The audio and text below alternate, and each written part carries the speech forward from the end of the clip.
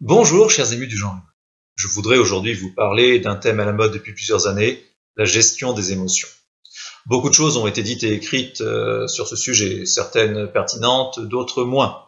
Approximations, contresens, conseils inadaptés témoignent alors d'une méconnaissance du processus émotionnel tel que décrit avec rigueur par la logique émotionnelle.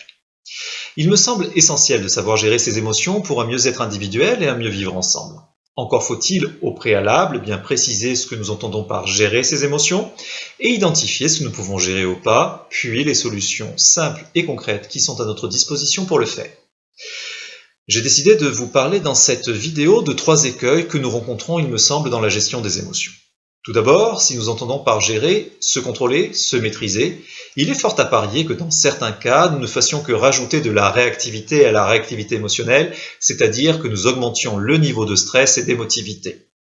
Rappelons-nous que l'émotion est un processus qui débute dans le corps, que c'est un mouvement automatique et inconscient d'abord, piloté par le cerveau reptilien, et qu'à cette étape, nous ne gérons rien. Ce mouvement se déploie ensuite au niveau cognitif, avec notamment la mise en place d'habitudes comportementales, c'est-à-dire le rajout d'une seconde phase d'automatisation. Aussi, n'est-il pas étonnant parfois de se voir fonctionner en pilote automatique? Nous n'y pouvons rien, c'est plus fort que nous, voilà ce que nous nous racontons. Ce que nous pouvons déjà faire, c'est diriger notre attention vers ce qui a fait choc et sur comment nous avons été happés par le processus émotionnel. Diriger notre attention sur ce que nous avons fait dans l'immédiat et par la suite, sur ce que nous avons ressenti, sur comment nous sommes représentés la situation. Tout cela pour donner du sens à ce que nous avons vécu. Le deuxième écueil réside dans un conseil qui peut prendre des allures d'injonction, lâcher prise. Proposition séduisante, mais contre-productive parfois. Dans certaines situations, identifiées comme particulièrement dangereuses ou menaçantes, proposer à quelqu'un de lâcher prise ou chercher soi-même à lâcher prise revient à demander à un alpiniste qui gravirait une paroi rocheuse vertigineuse et qui se tiendrait par une main à l'enlever. Bien sûr, la personne ne le fera pas. Avant de vouloir à tout prix ou de pouvoir lâcher prise, il est important de voir combien le fait de tenir, de résister, de s'accrocher à notre habitude répond à un désir de conservation, que cela concerne notre sécurité, notre identité ou le sens que nous donnons à ce que nous vivons. Ce n'est qu'une fois ce désir identifié et une nouvelle stratégie mise en place répondant à ce désir que nous pourrons lâcher prise, c'est-à-dire que nous pourrons lâcher notre ancienne habitude comportementale, pas avant.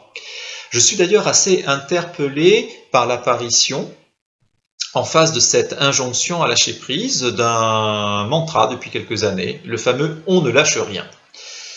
Entre lâcher prise à tout prix et on ne lâche rien, qui est tout aussi empreint d'émotivité, il me semble que la voie se trouve peut-être au milieu.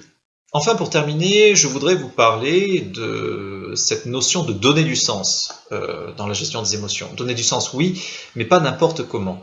Souvent, la question qui nous est posée ou que nous nous posons nous-mêmes est la suivante. C'est pourquoi as-tu fait ceci? Pourquoi ai-je réagi comme cela? Poser ainsi, la question va générer deux types de réponses. Soit parce que l'autre m'a dit ceci, m'a fait cela, m'a agressé, etc. Ou bien parce que j'avais peur d'eux. Ces deux réponses n'ont pas de sens du point de vue de la logique émotionnelle.